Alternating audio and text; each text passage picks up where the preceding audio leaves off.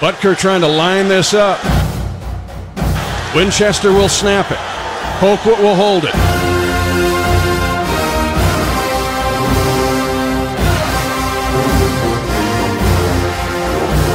.2020 tie, high snap, pulled down. Butker's kick is out. It is right down the boulevard. It's good, and the Chiefs take a 23-20 lead with 4 seconds left in regulation. And Harrison Butker kicks some, you know what?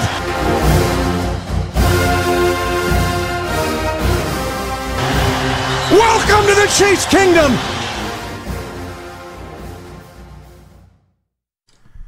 Hi, how's it going, Chiefs Kingdom? You're listening to the Arrowheads Abroad podcast with me, Tom Childs, filling in for Brad Simcox again. He can't be bothered to turn up again. So joining me tonight, as promised on Tuesday's podcast, is Owen Widdowson, the newbie to the Arrowheads Abroad podcast. And, of course, he's back to talk about the Raiders. It's Dave Barnett. How you doing, Dave? Why do I get dropped to final introduction? What's all this about?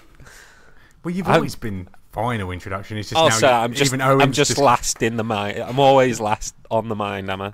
Well, some would least argue thought about, right? Age before beauty and save the best till last and all of that. So, which one do you want? Do you want the best till last, or do you want to be first from now on? No, God, no. First is too much pressure. I don't like. I'm the middle child, the forgotten middle child. So I'm used to being stuck in the middle and forgotten about. That doesn't surprise me. I've always had you down as like the younger child, like the baby. Really? Yeah. No. The way you behave. Yes, Jesus. Entitled. Bit harsh, that. Yeah. Bit harsh. Jesus. Now we're going into mummy and daddy issues. Maybe we should leave this, leave this along and move on. It's a bit too close to home, that, Tom.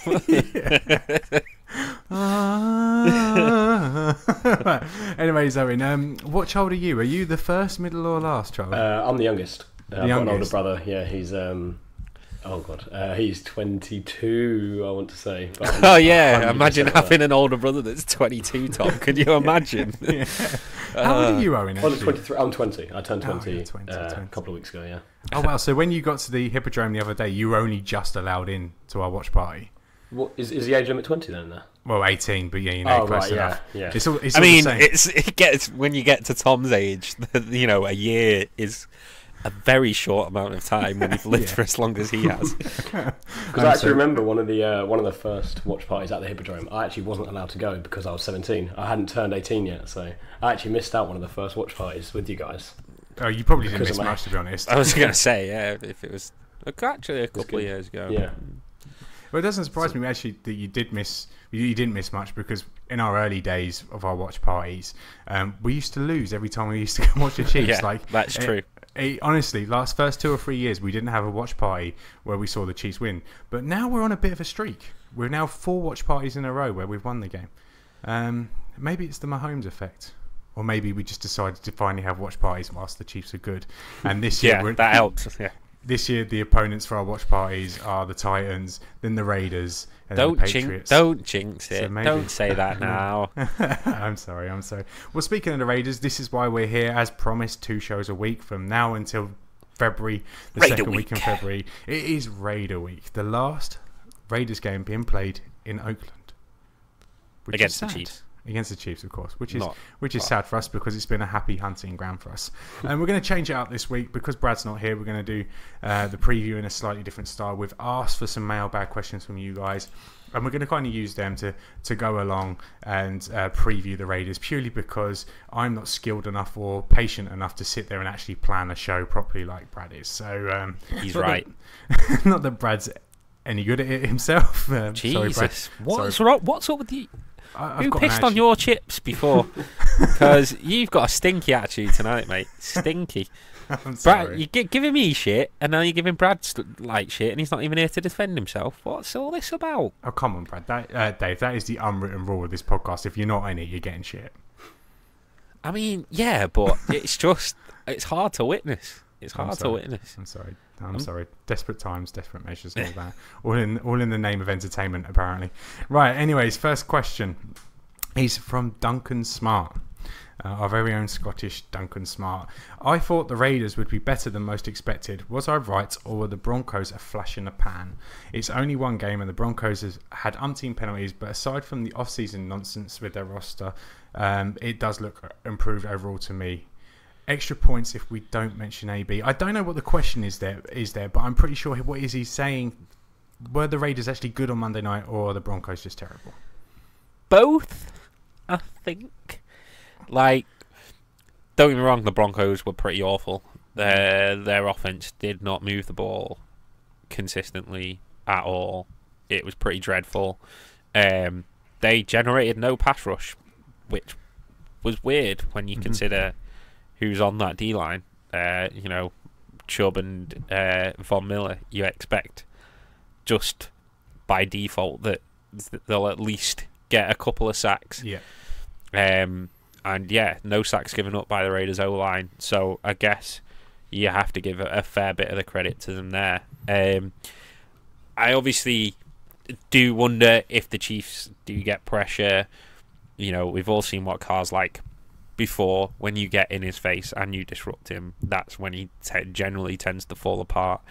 And as I say, with the way the Chiefs' offense was rolling in the first half against the Jags, I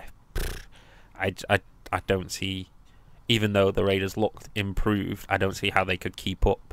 They were able to sort of keep within themselves a little bit against the Broncos on Monday night, because they were in the lead, because they weren't having to chase the game. Yeah. They could grind it out a little bit. I have to say, Josh Jacobs looks very, very good. He does look like a potential star. But I still think there's plenty of holes on that roster that good teams could take advantage of. But yeah, they certainly looked better than I expected to after their opening, like all the incidents that happened before that.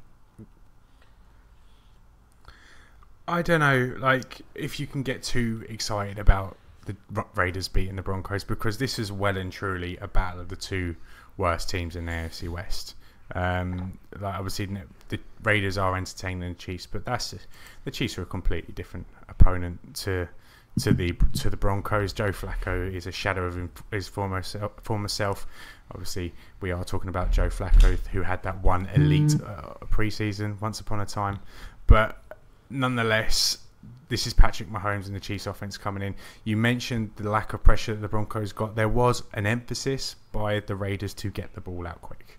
Yeah. Similar to what Gardner Minshew did against us on Sunday. They got the ball out quick. Because of it, Carr had a really, really high completion rate, similar to what Gardner Minshew did.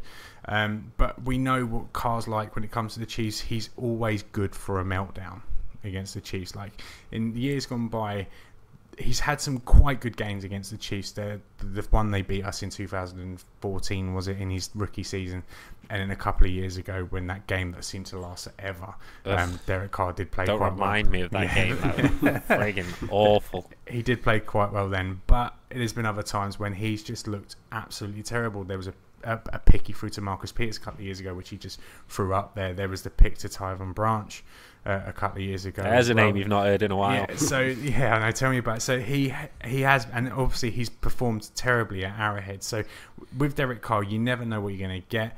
If we get the good at Derek Carr on Sunday, then it's going to be a really entertaining game. But if we get the token meltdown from Derek Carr, then it's going to be a lot of fun for us to watch.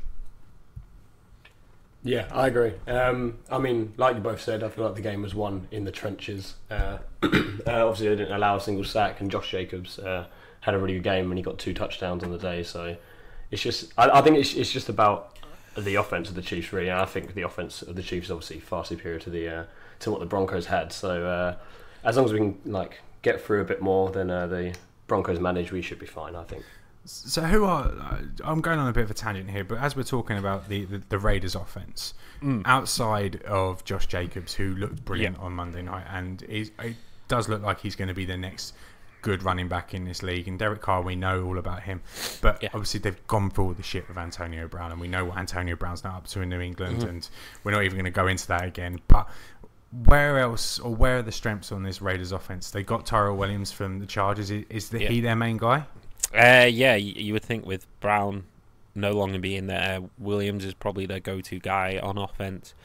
I say there's a lot of kind of guys where you're not really sure what they've got there. I think obviously their O-line looks improved, and I think that's going to be kind of the key from them. They're not going to try and look to do too much. They're going to look to try and establish the run. They're going to try and protect Carr, get the ball out quickly. So yeah, I say I'm not looking at their team and thinking they're going to have like any out and out stars on offense outside of maybe Jacobs. But I think they'll try and be sensible. They'll try and be smart. A little bit like sort of the Bears' offense to an extent last year, where obviously they're trying to protect Trubisky a little bit and not ask him to do too much. And I think it'll be the same with Carr.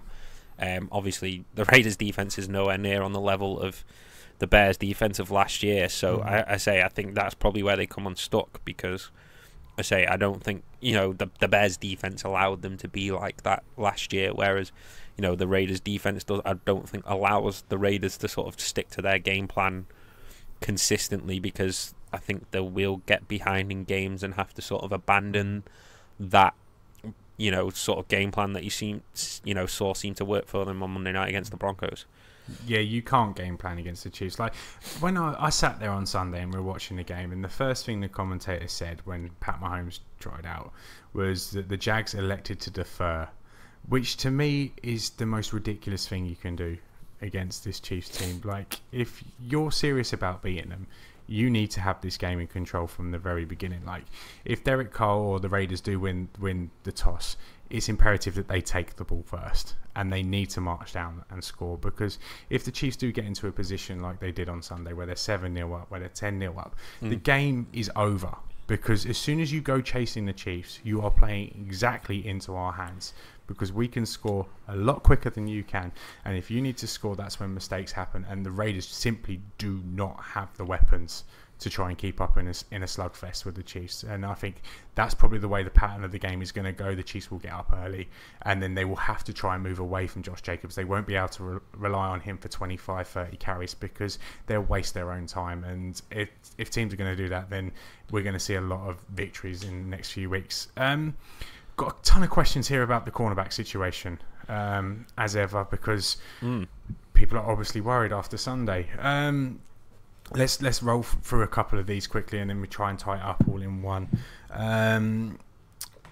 Connor Kelly asks, Craig McCullen asks, do you think the Chiefs would trade for a cornerback between now and our home opener? Who else has asked a cornerback question? How bad does this team need an upgrade at cornerback? Are restructured contracts this week anything to do with making a move there? That's a question by Tony Connor. And then Sam Matthews has asked, do you feel like the panic from fans over the cornerback situation is a bit of an overreaction?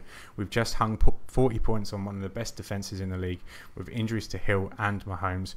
We should be losing our minds over what the O is going to do this year, not the cornerback. So I'll send that question to you first, Owen, because we've heard Dave's opinion a million times about the cornerback situation. I mean, it's obviously not perfect.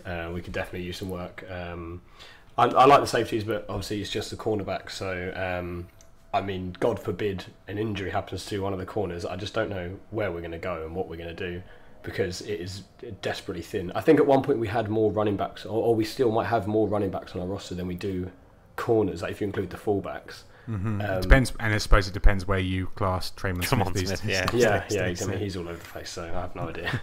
But yeah, if one of them gets injured, I feel like we're going to be in dire need. So I feel like we do need to make at least one move to try and at least get some more depth to the position, because it's a bit dire at the moment. So who's going to be the guy between now and, say, let's answer Craig's question, between now and next Sunday when the Ravens come to town?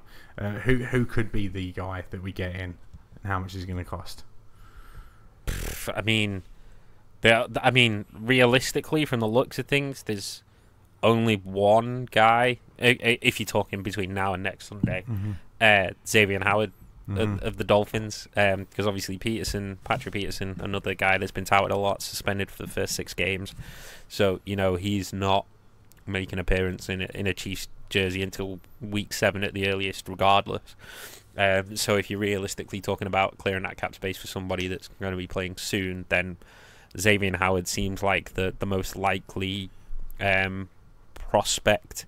The Dolphins looked honestly, they looked like a bad college team.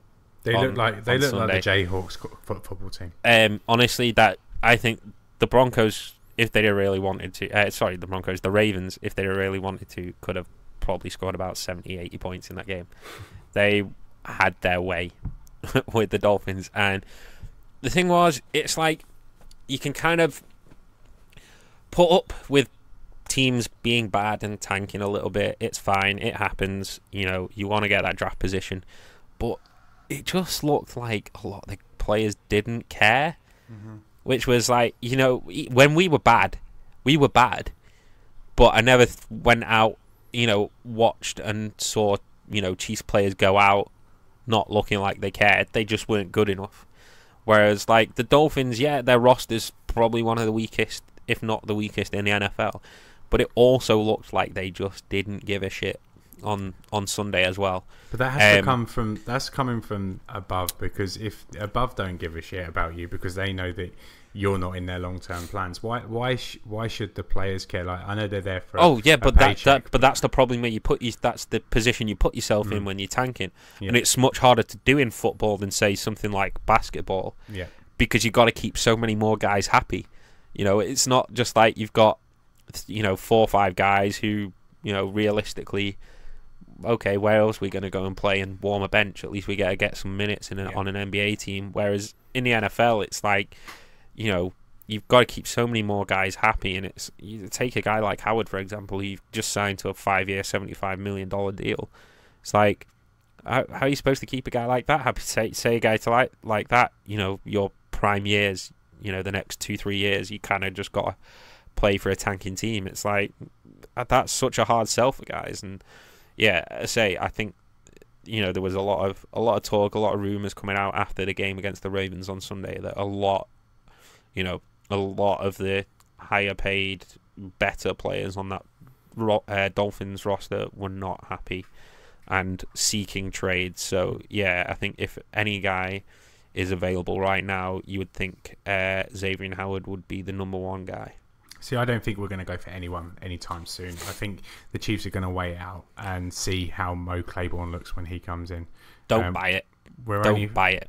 We're 3 or 4 weeks away from Mo Claiborne coming back, and if the Chiefs were to go out and get a guy now, it's going to cost them a fortune. Like a Xavier Howard, that is going to cost them so much in draft capital and so much in cap space that I don't think they're ready to make that move.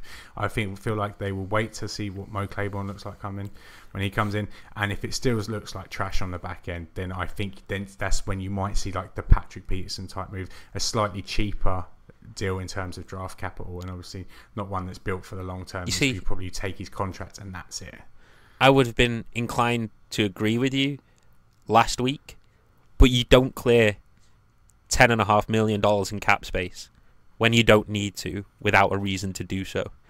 There's just no reason to do that. Maybe they're just doing it just so they can keep an eye. Maybe if a guy gets cut shockingly or something like that. Yeah, but they still had 30. They still had like 12, 13 million. It's not like they were up against the cap. It's not like they were up against the salary cap by any stretch of the imagination. They still had 12, 13 million dollars. Okay, maybe a little bit less after Hill's new deal, but they still had a fair chunk of space there. So it's like you weren't in any desperate need to create cap space. And for me, the only reason you create that cap space is if there is a move on the horizon. And I don't doubt for a second that there's something in the works. I don't know who and I don't know what, but I just there's no reason to clear that cap space and also tie you into. So for example, Hitchens is now tied into the, how everyone talked about the 3rd year you can get out of that Hitchens deal. That's not happening anymore. Mm-hmm. You tied into Hitchens for 3 years now. And same with Fisher to an extent. You tied him for another year with Fisher, really, because obviously when you convert that salary into signing bonus, that goes over the years of the contract.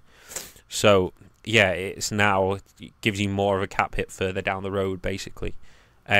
So yeah, I'd say I just don't see the need to make that move if there isn't something in the pipeline. Are you back with us now, Owen? You left us. Yeah. You left us for a second there. I actually just checked my roommates, all of my housemates. The Wi-Fi dropped in my house. So, oh no, we're back. Well, you've just made history on the Arrowheads Abroad podcast because you are the first person ever that's fallen out of the conversation and then successfully managed to get back in. It's a miracle. It is a miracle. Normally we would say goodbye to you without you hearing us, and it would have just been me and Dave. But somehow the podcasting gods have allowed you back into the room. Not to go on about what we were just talking about, but I've got a question here. Where is it? Where is it? It was a good one. Oh, here we go. Anthony Jaycock asks, who or what are the biggest obstacles within the Chiefs organisation that will stop them from winning the Super Bowl? I'll send that one to you, Owen. Within the organisation? Yeah, it's a good question, that, isn't it? Yeah. That is a really good question. God, that has actually stumped me. Well, I'll go first. I'll go first. I don't want to beat up on the cornerback situation anymore, but really, you have to say Brett Veach at this moment in time, because if you look at the last 2 seasons, we've avoided the cornerback situation and we've just completely ignored it, and we've ended up in a bit of a mess there. And had we sorted it, then we would have been okay. Maybe if you were staying along that tangent, maybe Clark Hunt.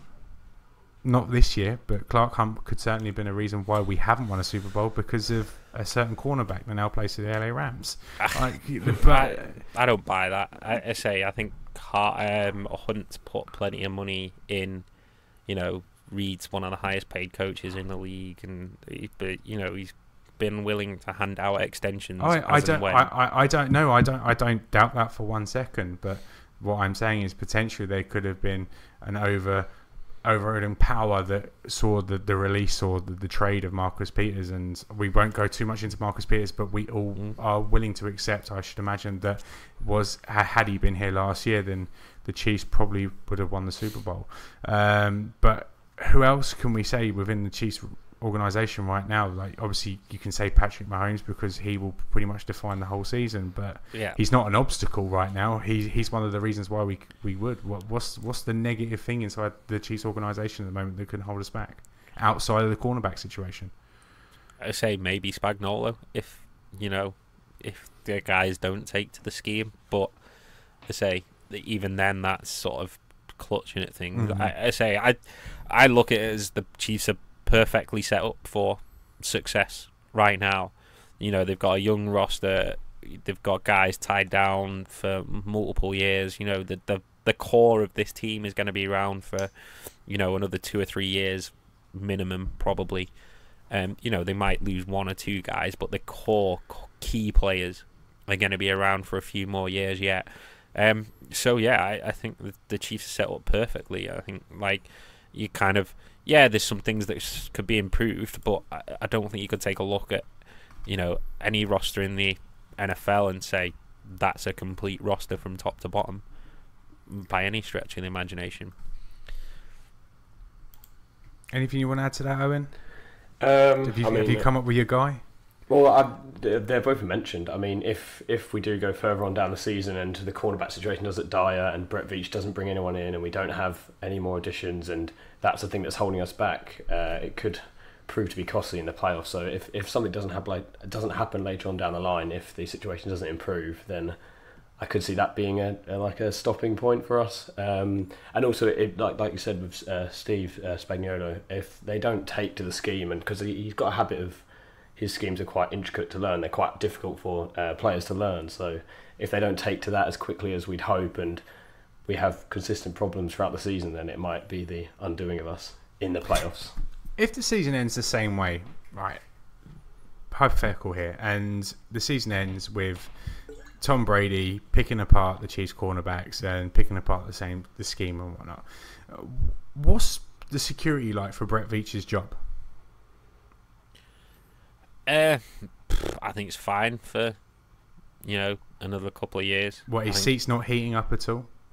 Not right now, no. Not right now, but January the 23rd or whatever it is, we're sitting here having the same conversation we had last January, and it's all to do with the corners. I think he gets another year. I won't put it down to lack of effort. I think. Really? Yeah. I would definitely put it down to lack of effort. I think there's been a serious lack of resources and throwing at the cornerback position. I don't think necessarily. Like, obviously, they went out and got Kendall Fuller last year, who was very, very highly rated coming into Kansas City, to sort of replace Peters. The way Ward finished last year, I don't think anybody had a problem with Ward getting his shot at the start of this year, based on how he finished towards the back end of last year. A lot of people were pleased with the Brashard Breeland signing in the off-season. Anyone that says otherwise, is mostly lying. Sure, there were a few dissenters, but most people were very happy at getting Brashard Breeland at the price we got him. But that's fine. But in 2 seasons, we've chucked a 6th-round draft pick at cornerback, and that's it. And then we've gone into this season with 4 corners on the active roster. Traymon Smith does not count because he's there for special teams ability only. And as you say, that's why I'm saying there's clearly something in the works. That there's no way there isn't. And I will, by week 6, for example, say when Peterson's suspension is up, if the Chiefs have not made a move at cornerback, I will hold my hands up and say I was wrong. But with the way that Veach has manoeuvred the cap within the last couple of days and all the rumours spinning around, there is no way the Chiefs are not looking to bring someone else in. I don't think at corner. I'd be shocked if that's not the case. Okay, let's go back to the Raiders because we went off on a tangent there. Again, talking about the cornerback situation, but it is clearly... We never talk about that. It clearly is a pressing need. To this week's game, Connor Kelly asks, why did we see so little out of the defensive line in the last game? They were playing a number of backups and didn't have a massive impact. Why was that, Owen? I think the defensive line was there. They had plenty of rotation in there. They were getting all the all the guys that aren't the starters in there, constantly shaking it up. I think that was almost to get a look at them so we can see what they're like. It's obviously very, very early on in the season, and we do have quite a good depth at defensive line. Emmanuel Ogba came up and he played really well. We nearly had that pick 6. That is Alex Okafor. Sorry, no, my bad. But yeah, obviously he played well as well. Emmanuel Ogba came in, and I think that the rotation was more not that we couldn't find something that worked, but we wanted to try out that rotation and see how it worked for us. They certainly held up against the run. That is for sure. Yeah, and as we alluded to earlier, like there was an emphasis once Nick Foles went out of the game to not let the Jags quarterback stand in there and take his time to survey the field. The Jags wanted the ball out as quick as possible, so obviously that does negate pass rush. But I think you have to be overall, you have to be happy with how the D line held up against the run. On this Sunday we played the Raiders, obviously, and they've got their left tackle Colton Miller. And I was at that game last year when the Seahawks played the Raiders at Wembley, and Frank Clark got 2.5 sacks in the first half, then sat out the rest of the game. And honestly, Colton Miller was Frank Clark's bitch all game. And it was the game where do you remember the video of Derek Carr crying whilst he sat on his arse of the Wembley turf? And that was all Frank Clark. Frank Clark single-handedly ruined that entire game.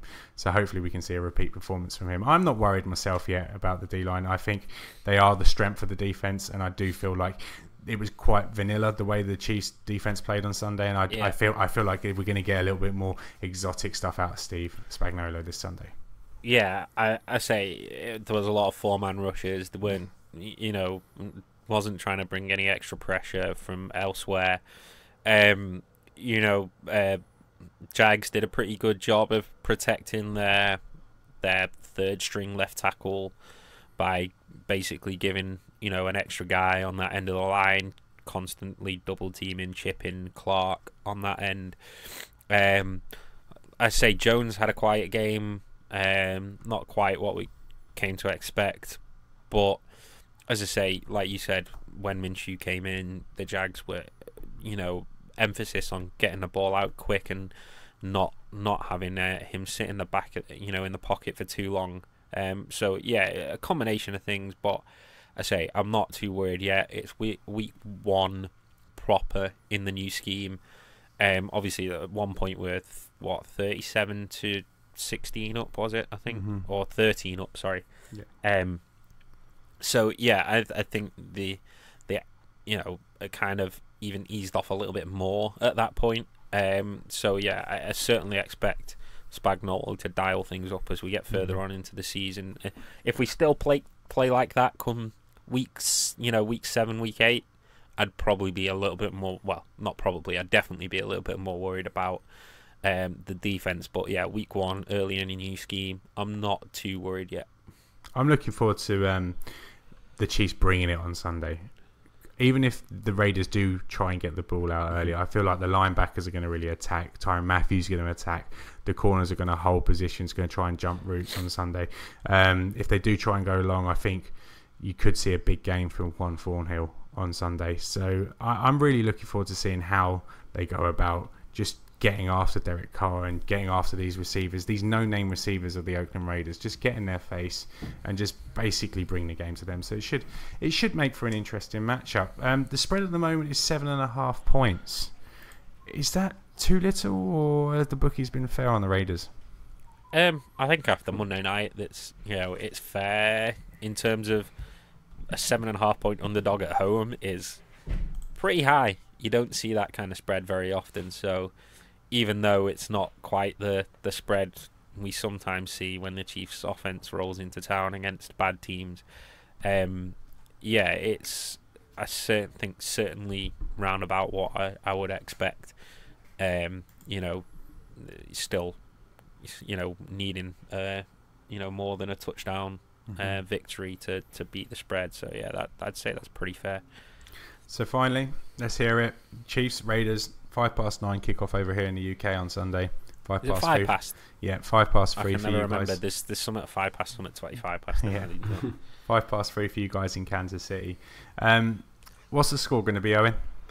So I've got the Chiefs winning 38-24. I think Josh Jacobs gets a couple of touchdowns. I think the Chiefs offense just overwhelms them there. Dave? I'm going to go with Chiefs 44, Raiders 17. I just think this offense is going to overwhelm the Raiders. If we did kept the foot on the gas against the Jags, it could have been even worse for them on Sunday. Obviously, I'd look at the Raiders' defenses, not on the same level as the Jags, and we still put 40 points and left points on the field. So, yeah, I fully expect the Chiefs to win this game. They've got way more talent than the Raiders, but the Raiders do look to be slowly improving. Well, after massively underselling the Chiefs' offense last week by only predicting 30 points, I've overcompensated massively. I think the Chiefs put up a 50 burger. In fact, 51 points on a lot of points that. Sorry? A lot of points that. It is a lot of points, equaling the amount of points they got in LA last year. 51, but I think the Raiders do score points. I do feel like they're going to try and make a game of it, and it'll be 51-31 to the Chiefs. So I'm going for a full-blown shootout. Similar to, do you remember the Jamal Charles game in Oakland a few years ago? I do, yes. And that, if you look at it, obviously Jamal Charles scored 5 touchdowns, but if the scoreline was something ridiculous as well, I think the Chiefs were close to the 50s, if not in the 50s. 55-38, wasn't it? Or something which like is that? just an outrageous scoreline. I can see the game going down that sort of pattern where the Chiefs just score. The Raiders might show a little bit, pretend they're going to come back into it. Matt McGloin might come back and start throwing touchdowns to the Raiders, but then the Chiefs are just going to open up, even with Mahomes' injury. Apparent anyway. Full practice there, he'll be fine. I do feel like the Chiefs are going to put up points. I kind of led us to it a second ago, but what is the greatest Chiefs Raiders moment at the Oco Coliseum in your mind? Is it Brandon Flowers pick six? Hands down. Let me finish the question first. I already knew the answer. It was either going to be between us, because we're relatively new fans. Like, obviously, me and Dave, like 15, 20 years. But in the last 15, 20 years, it's without a shadow of doubt, it's either that or Jamal Charles bowing to the black hole. Yeah. But yeah, the Brandon Flowers. That is immense. That's one of my favourite pictures. Andy Studebaker, was it, standing next to him? Yeah. And it's just an iconic moment. Stood on a ball flexing in front of the black hole. Epic picture. And, after scoring a defensive touchdown as well. Such a good photo. It's such a shame that they are moving away from, because it's a dive. It really is. Like I watched Moneyball for the first time the other night, and obviously that's a film about the Oakland A's, the 2002 Oakland stadium, A's. And same stadium, and you're sitting there watching it and thinking, this stadium is a pile of shit. Yeah. But you could argue it's got tons and tons of character. Like, I'm sure, yeah. Opposing teams hate going there. I'm sure opposing fans hate going there. But I feel like the Raiders now have kind of sold their soul to move to Las Vegas, where it's going to be bright lights and show ponies and whatever. It's just going to be all sorts going on. But it's not going to feel like home for the Raiders. And it is a shame they are moving on. But I just feel like the Chiefs should go in there on Sunday and do what they've done pretty well in Oakland and just smack their ass around. Like, just put a 50 burger on them and just make it miserable. Let them know that their future is horrendous and our future is incredible. Yeah, it'd be nice to the last Chiefs Raiders game at the Coliseum, just to sort of send them off on a nice embarrassing defeat after them getting the hopes up a little bit in week 1.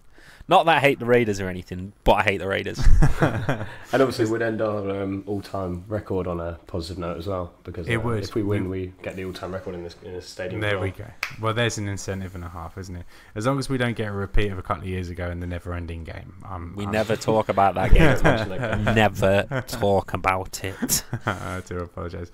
Okay, well, that's it from the Arrowheads Abroad podcast this week. We'll be back on Monday to hopefully review a Chiefs high-octane win against the Oakland Raiders. And hopefully this time Brad will be back to host the podcast. But thank you for joining us. If you want to get involved in the conversation, do hit us up on Twitter and Facebook, at Arrowheads Abroad on Facebook, and at KCChiefs_UK on Twitter. And so from one kingdom to another, we'll speak to you again soon.